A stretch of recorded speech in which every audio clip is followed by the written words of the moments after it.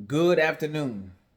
Let's take a moment to reflect as we approach yet another Monday through Friday to figure out what's going to happen, what's going to go on, how many laws are going to be passed without your knowledge.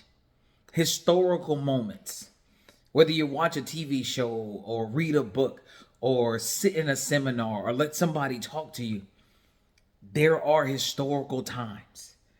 And if you've ever asked yourself, what would I done? What would I have done during those historical times? You're living it.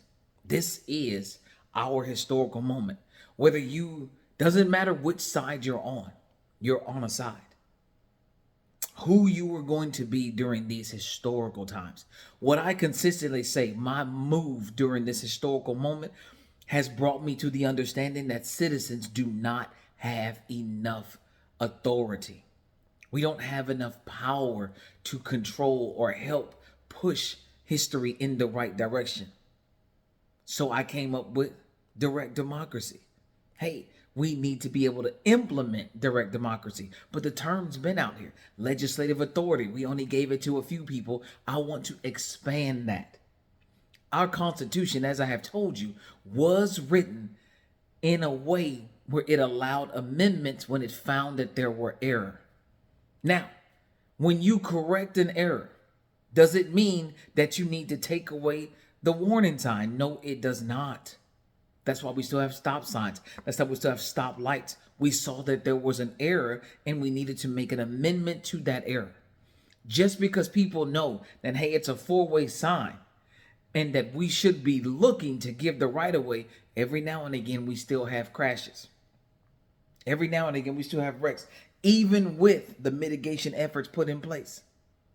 That's why you can't just roll everything back. That's why you cannot just make those type of changes, because mitigation efforts are important. Where will you be when history is written 50 years from now? What side would you have been on? Right now, we are seeing people say that, hey, as American citizens, we don't need to know the worst parts about our history because it makes us feel bad. No, no. The reason that we grew and changed was because somebody had to identify that something was wrong. And in order not to make the same mistakes, we keep an historical account of our actions. But we all know, to the victor goes the spoils. To the victor goes the spoils. History is written by those who win. History is written by those who win. This means that our current history that is being rewritten, being rolled back, being said was a problem, those individuals who were able to write that history won. And they were able to say, hey, in order for us not to have these same issues, we need to make sure that these historical accounts are available to everyone, regardless of your feelings. Who will you be during these historical times? Will you join a wagon of hate? Who knows? Only you're gonna know. Only you're gonna know. But we are here. Our ancestors did what they had to do. And here we are, deciding which direction we're gonna go. Now, like I've said over and over and over again, you can make all the phone calls to your governors, to all of your elected officials. You can make all the phone calls necessary. But the one thing that you're going to have to take into consideration is that when they make a decision, they're not asking you for valid input, whether it worked for you or did not work for you. Whether the person turned to you and said, yes, I'm going to vote the way you told me to vote, your vote is not a part of that decision. Every single person that we have ever voted for does not have to be accountable to the citizens who put them there. It is only the citizens who keep saying you should be accountable, but there is no actionable way to make that happen. And that's why we have to decide who we're going to be during these historical times. That's why I presented the option during this historical time for citizens to take up the mantle of being a part of legislative decisions. That is a goal of mine, for citizens to decide to say, yes, we will be a part of the decisions that are made going forward.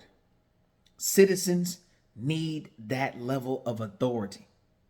With all of the changes that are happening in all of the states around this country, with everything that's happening globally, around this world, with all of the protests that we have seen globally, they have all come from citizens. You have never, ever seen those elected protest. Never in the history of the United States of America has our elected officials as a collective protest. Go look it up. Never. Every protest has been done by non-political citizens. And we're not talking about the one or two people that got out there and protest with you. That's not what I'm referring to. They're out there trying to get your vote. They're out there trying to make sure that you align with them to keep them in those seats. But you were out there trying to ensure that the hardships that were placed upon you by those people who are voting as a majority saw that it was a problem. That's why I'm asking citizens. That's why I don't run up and down and try to get behind current elected people, because they're not asking for citizens to have more control to help back them. They're trying to, you got to imagine that these individuals who we elect are trying to make deals with one another while also being lobbied by somebody who's rich, playing both sides. We need citizens to play a larger role in this understanding. And that's why I'm here to ask you, who are you going to be during these historical times? Which side are you going to be on? And you will be on a side. And don't give me this, well, I'm going to do on my side and my family's. No, you're going to have to pick a government side to be on. You are. Do you want to be on the side that has control of your elected officials or not? Those are the only options. Because if you choose the current system, then you've chosen the side. You've chosen the side that will continue to allow lobbying to happen. You've chosen the side that will continue to not vote for integrity, for ethics. You've chosen those sides. And it's important that you hear this and see it on your own. So I'm asking you, during these historical times, how will history remember you? You guys have a great day.